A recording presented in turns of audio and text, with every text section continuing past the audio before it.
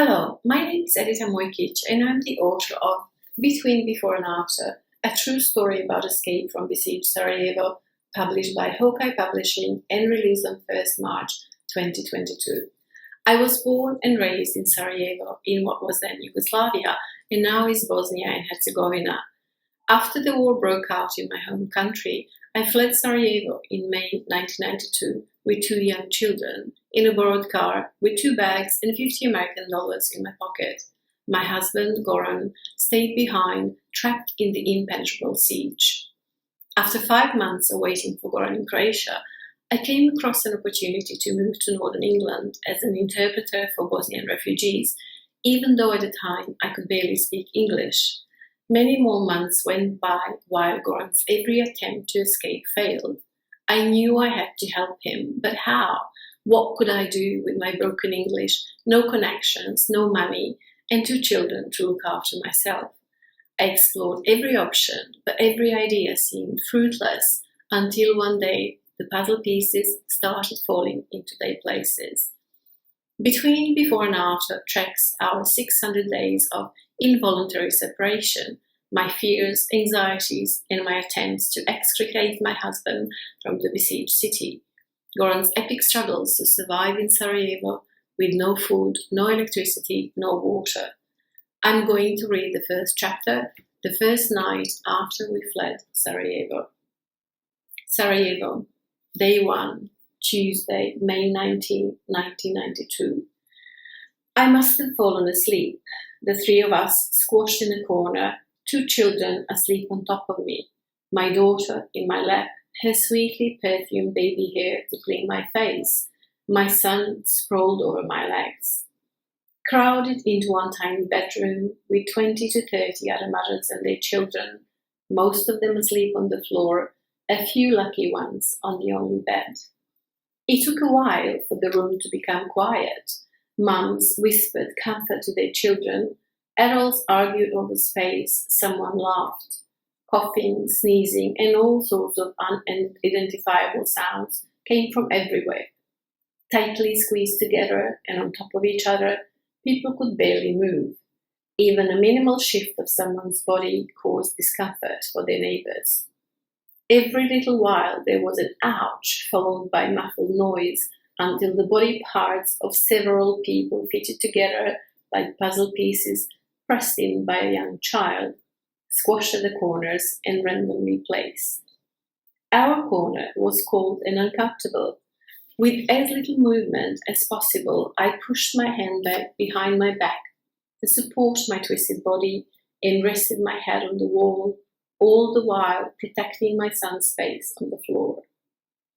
I listened to the sounds in the room, straining my ears to identify anything that could be coming from outside, worried about what might happen to us that night or the day after. Unpleasant scenarios played in my head.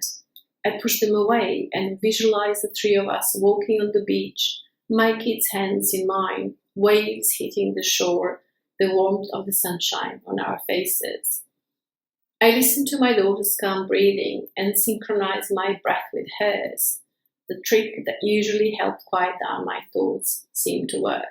I fell asleep. A bang, the door crashed against the wall.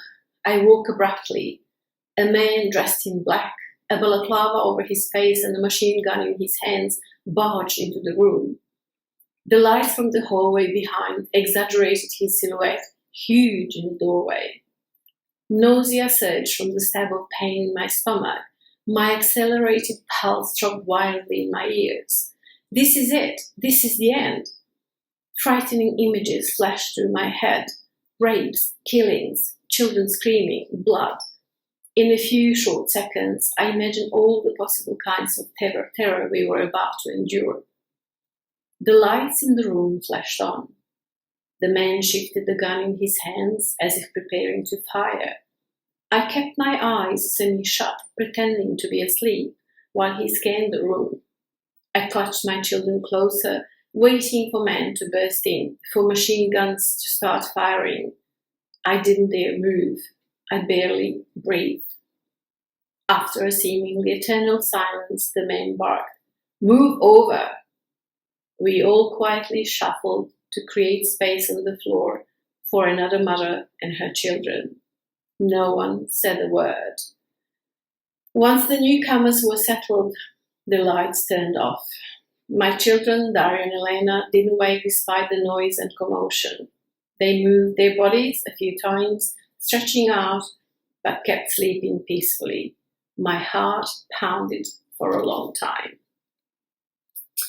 To finish on a slightly lighter note, I'm going to read a paragraph from a chapter that talks about my struggles to learn English. English was becoming my first language of communication, although I still sometimes couldn't work out how to say the simplest things.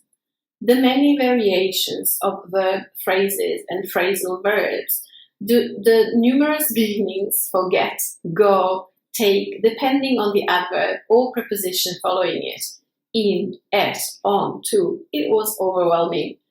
How could the milk go off when becoming sour if my alarm clock also goes off when waking me up?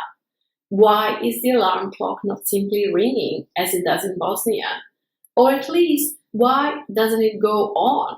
It makes more sense for it to be on when generating the alarm sound than off, which in my head meant inactive.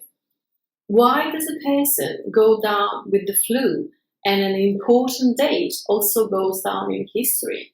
Where is the logic? For many years, I filled in salad bowls and filled up application papers.